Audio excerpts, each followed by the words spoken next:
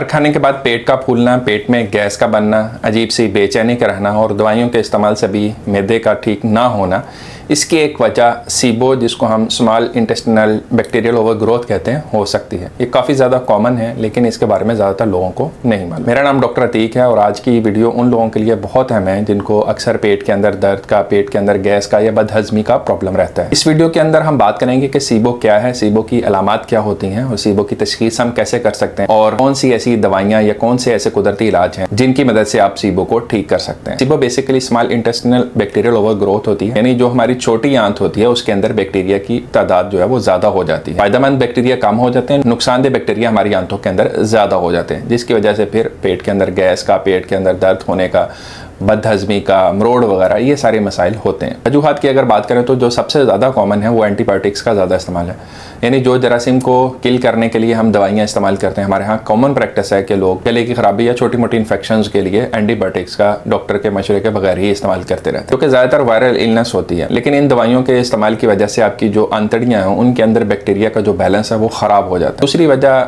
मैदे के अंदर तेजाबियत का कम होना होता है। इसके अलावा कुछ लोगों में आंतड़ियों की जो हरकत होती है वो कम होती है, खासतौर पर ऐसे लोग जिनको शुगर वगैरह का मसला हो। इसी तरह जिन लोगों में IBS या दूसरी आंतड़ियों के मसाइल होते हैं उनके अंदर भी सीबो का प्रॉब्लम होने के चांसेस बढ़ जाते हैं। तशखीस की अगर बात करें तो ये ब्रेथ टेस्ट के जरिए से इसको तशखीस किया जाता है। इसके लिए खास किस्म का महलूल मरीज को पिलाया जाता है।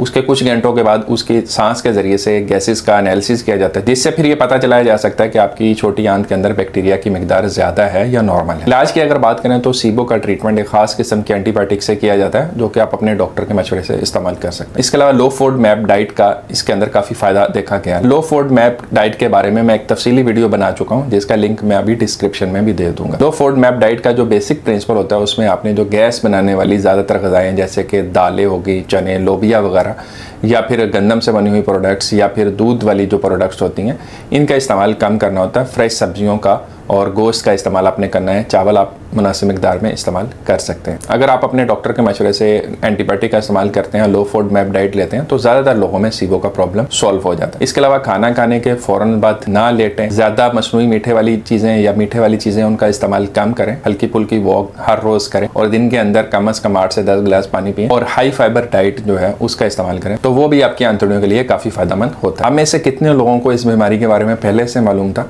मुझे कमेंट सेक्शन में ज़रूर बताइएगा।